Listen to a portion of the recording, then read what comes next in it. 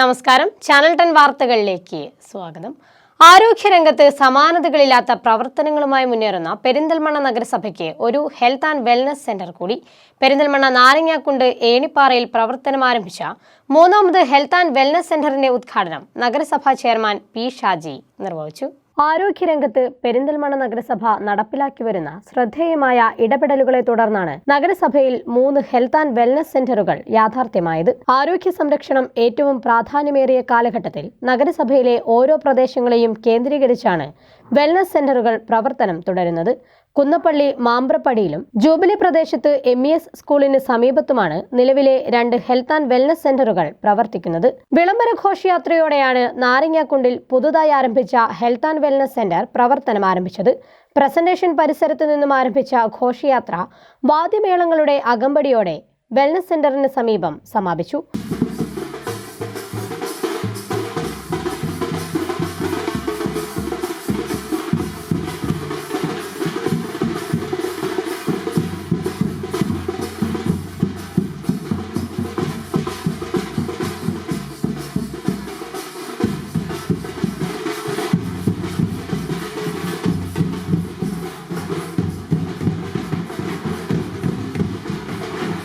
തുടർന്ന് നടന്ന ചടങ്ങിൽ നഗരസഭാ ചെയർമാൻ പി ഷാജി ശിലാഫലകം അനാച്ഛാദനം ചെയ്ത് ഹെൽത്ത് ആൻഡ് വെൽനസ് സെന്ററിന്റെ ഉദ്ഘാടനം നിർവഹിച്ചു.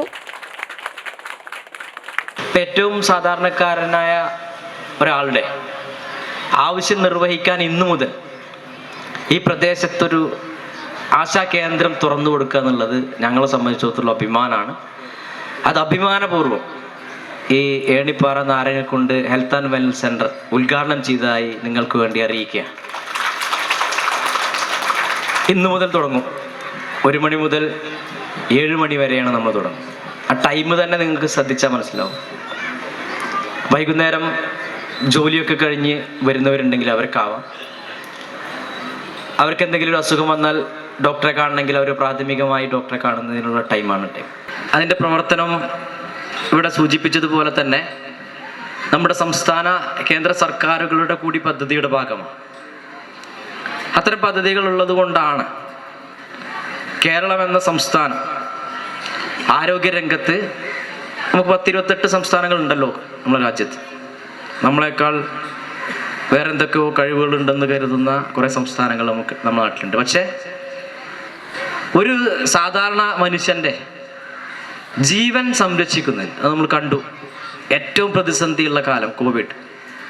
അങ്ങനെയുള്ള പ്രതിസന്ധി ഘട്ടത്തിൽ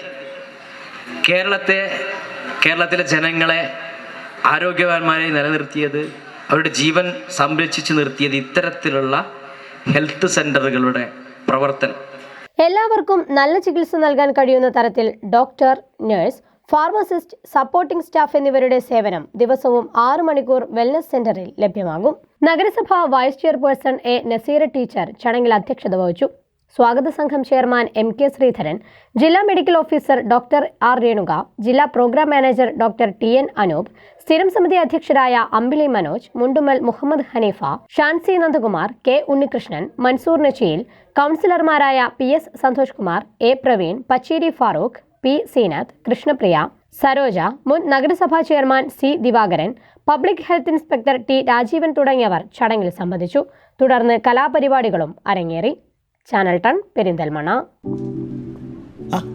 കല്യാണം കഴിഞ്ഞ് കുറച്ചു കാലം ഫാമിലി പ്ലാനിങ് ഒക്കെയാണെന്നാണ് പറഞ്ഞുകൊണ്ടിരുന്നത്. പിന്നെ പതിയെ എല്ലാവർക്കും കാര്യം മനസ്സിലായപ്പോൾ ആ പ്ലാനും കൈവിട്ടു. കുട്ടികളില്ലാത്തതിനേക്കാളും വിഷമമാണ് കുട്ടികളായില്ല എന്നുള്ള ചോദ്യം സഹിക്കുന്നത്. ഒരു ദിവസം ഇവിടെ ഷോപ്പിൽ വന്നൊരു കസ്റ്റമറാണ് ഷിഫ ഫെർട്ടിലിറ്റി സെന്ററിനെ കുറിച്ച് പറയുന്നത്.